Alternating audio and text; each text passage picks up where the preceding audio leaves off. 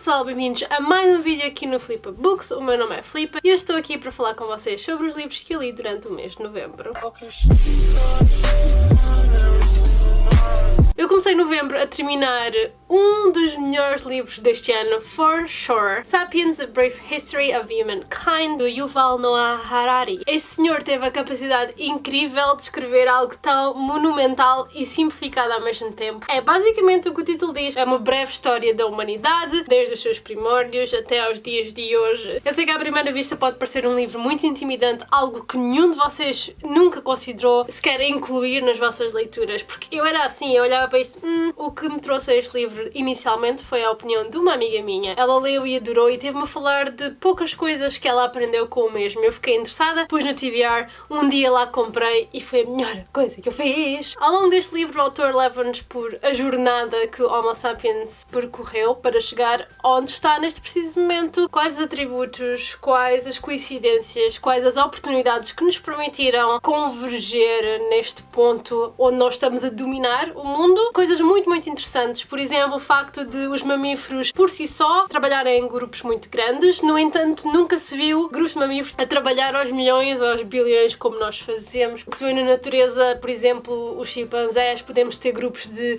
200 a trabalhar em conjunto. Os primeiros Homo sapiens eram a mesma coisa, trabalhavam até talvez 200 indivíduos, mas não mais que isso. O que é que aconteceu que permitiu ultrapassar essa barreira e trabalharmos em massa, porque é esse trabalhar em massa que desencadeou todos os eventos posteriores. A justificação para esse simples facto é uma coisa que no final de contas vem dar a livros e histórias, porque basicamente o que nos permite trabalhar em massa é a nossa capacidade de imaginar ficções na nossa cabeça. Coisas como dinheiro, coisas como religião, coisas que nós acreditamos mas que não existem, mas como toda a gente acredita na mesma coisa, nós conseguimos funcionar em grande escala. It's mind-blowing, há mil e uma coisas exploradas nesta narrativa e eu super recomendo este livro para vocês lerem, para oferecerem a alguém. Ensinou-me bastante e revolucionou o modo de eu ver o mundo também. Isso é sempre uma coisa que eu estou muito contente por obter de um livro. Depois li Children of the Nameless, de Brandon Sanderson. Isto é uma curta história que o autor escreveu baseado num jogo que existe, um jogo daqueles jogos de cartas. Ele era e é grande fã deste jogo. Os criadores do mesmo fizeram-lhe uma proposta de ele escrever uma história à volta deste mundo e destas personagens, e ele sim fez uma história à volta de uma das localizações que este mundo contém. As personagens são dele, ele só tirou a localização e a vibe geral que o jogo já incluía e construiu uma história à volta disso. É muito eerie, muito bem escrita. Eu só tenho pena de não ser tipo uma novela completa, não ser um livro completo, porque eu estava tipo à marca da segundo. As personagens brutais. Seguimos uma rapariga que quando o sol nasce ela deixa de ver, e ela tem uma irmã gêmea que é ao contrário, quando o sol se põe ela deixa de ver. Elas vivem nesta vila muito pequena, muito supersticiosa, que tem este deus e esta entidade que supostamente lhes deu estes poderes de visão. Elas também têm outras características um pouco mágicas que as permitem salvaguardar a vila onde elas moram, e depois pessoas começam a morrer, coisas estranhas começam a acontecer, um senhorio que vem para esta vila que vai governar todos estes aldeões, mas que ninguém conhece muito bem, depois eles pensam que ele é a pessoa que está a causar isto tudo. Muito mistério, muitas coisas spooky, é assim um ambiente muito... O que vem imediatamente à cabeça é aquele tipo pântanos cheios de nevoeiros, silêncio, aquele panorama assim esverdeado. Essa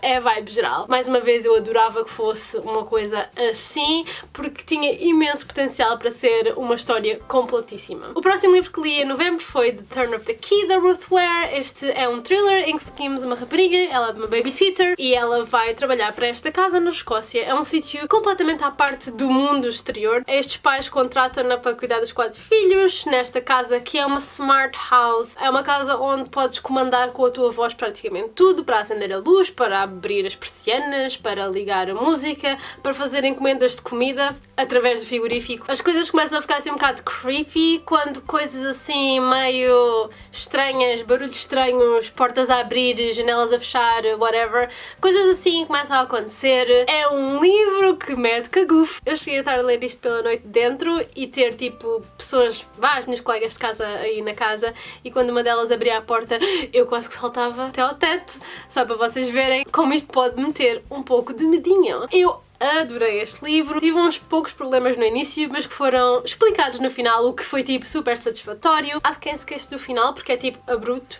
mas eu acho que funcionou mesmo muito bem. Eu não pedia mais nada, foi tipo espetacular. Gostei mesmo muito. Eu que não leio thrillers e os poucos que tentei ou coisas semelhantes que tentei não correu muito bem. Este aqui ficou tipo 5 estrelas, foi mesmo uma surpresa super agradável e eu gostei mesmo muito. A próxima leitura vai ser favorito do ano, de certeza absoluta. Este livro é tão fenomenal e vocês fartaram-se dizer que eu ia adorar este livro e tinham razão.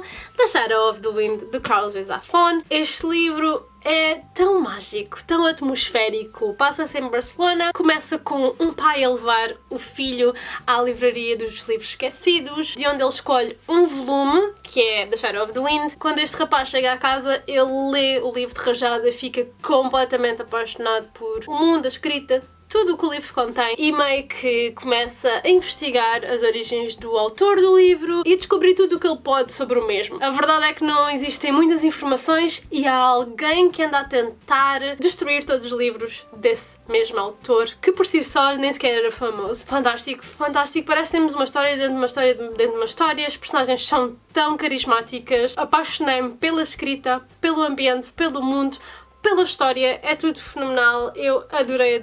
Em novembro li The Wicked King e The Queen of Nothing, de Holly Black, segundo e terceiro livro da trilogia do The Cruel Prince. Um ponto a favor destes livros é que são pequenos e leem-se muito rápido. Para quem não está habituado a ler fantasia, é uma série que eu acho ideal para começar a ler fantasia. É de fácil leitura, o mundo é encantador e interessante. Um romance de amor-ódio, que é das coisas que eu mais gosto. Um mundo cheio de intrigas políticas e artimanhas. Para mim, onde estes livros falham mais é no plot em si. Não sei porquê, mas ao ler neste mundo que acho tão rico, estava à espera que a história em si fosse mais complexa e no final acaba por ser muito simplista, e acho que as proporções que a autora estava a tentar dar às personagens dela, ela tem personagens que estão ali bem elevadas na cadeia do poder e eu acho que não sinto essa importância que as personagens supostamente estão a ter. É complicado de explicar se vocês não estiverem dentro da história, mas resumindo e concluindo, não sou a maior fã da personagem principal, mas adoro Cardan, que é a personagem principal masculina deste livro. Quem me dera que houvesse mais, havia muitas mais coisas que eu gostava de ver desenvolvidas nestes livros, mas overall foi uma trilogia que eu gostei de ler. A minha próxima leitura do mês foi Tunnel of Bones, da Victoria Schwab. Este é o segundo livro da série Middle Grade que ela está a escrever. Começa com City of Ghosts. City of Ghosts passa-se na Escócia, Tunnel of Bones passa-se em Paris. Esta história chega a uma rapariga de nome Cassidy. Ela quase morreu e nesta experiência de quase morte ela ficou agarrada a um fantasma que é agora o melhor amigo dela, o Jacob. A parte engraçada desta história é que enquanto a Cassidy tem um melhor amigo que é fantasma, os pais delas são caçadores de fantasma e estão a filmar um reality show onde estão a filmar nas localizações mais assombradas da Europa. Daí Escócia, daí Paris. Que não sei se sabem, mas em Paris há catacumbas por baixo da cidade. Sem dúvida parece mesmo muito assombrado. São livros que eu recomendaria se quiserem começar a ler em inglês. São de fácil leitura, são rápidos de ler, têm capítulos curtinhos, isto voa num instantinho. As personagens são engraçadas, há algum mistério, há algumas questões para responder. Overall, uma narrativa que nos deixa a querer saber o que é que vem a seguir e a seguir e a seguir. Não se esqueçam que sim, é middle grade, é muito simplificado, não vão esperar grandes complexidades e reviravoltas, afinal isto foi escrito para uma audiência mais jovem. Ainda assim, não há motivo para adultos não retirarem alguma coisa de uma história assim. Para mim, o segundo livro teve aquele síndrome de livro do meio, significa que nada realmente avançou, foi mais para encher chouriços. O que eu quero dizer com isso é que os problemas que criamos no primeiro livro, relacionados com as personagens principais, o porquê do Jacob estar ligado à Cassidy, há ali certas coisas a acontecer e eu gostava de ter visto isso explorado neste livro e nada acontece, simplesmente vamos criar toda uma outra situação quando eles chegam a Paris, que não tem nada a ver com a história inicial que supostamente tem que ir sendo desenvolvida. No final deste livro, no último capítulo ou nos últimos 2 capítulos, temos um bocadinho de desenvolvimento da mesma, mas não foi nem perto o suficiente. Isto para mim podia ter sido 1 ou 2 capítulos antes de irmos para o terceiro livro. Não sei se me estou a explicar bem. Ainda assim, é uma narrativa divertida, personagens engraçadas, a Jacob consegue ler a mente da Cassidy e se cria situações bastante divertidas e são livros que eu, sem dúvida, adorava oferecer à Leonor para ela ler. Depois li No One is Too Small to Make a Difference, de Greta Thunberg. Este pequenino livro reúne vários discursos que Greta deu. É engraçado que acabou de sair uma nova edição muito mais bonita, tipo grande, amarela, hardcover, com imagens e discursos extra. Saiu para aí 1 semana ou 2 depois de eu ter comprado este. Isto lê-se tipo numa horinha, mas é fantástico, fantástico, como poucas palavras conseguem fazer com que nós duvidemos de nós mesmos. Falando por mim mesma, eu não me considero uma má pessoa, mas será que eu não podia estar a fazer mais e melhor? Será que no final do dia eu não sou uma pessoa super egoísta se for considerar certos parâmetros por aí no mundo? Sim, eu sou consumista. I mean, look at the books I have. Ao final do dia acabo sempre por pensar mais em mim do que nos outros. Há uma coisa que, a meu ver, pode ser trabalhada. A Greta, nestes pequenos discursos, está a chamar a atenção a coisas mesmo muito, muito importantes que eu acredito fortemente em. Eu acho que, sinceramente, para avançarmos para um mundo que está a trabalhar ativamente para combater as alterações climáticas, precisamos ter entidades, o governo, os mídia, que venham finalmente destapar os olhos à população em geral, porque enquanto o nosso governo não vier às ruas dizer: pessoal, o mundo está a terminar, pessoal, se não fizermos alguma coisa, daqui a X anos os seres humanos deixam de existir. Se não forem essas pessoas lá de cima a darem o grande alerta, as pessoas cá de baixo não querem tanto saber. Eu penso que o Parlamento, algures, finalmente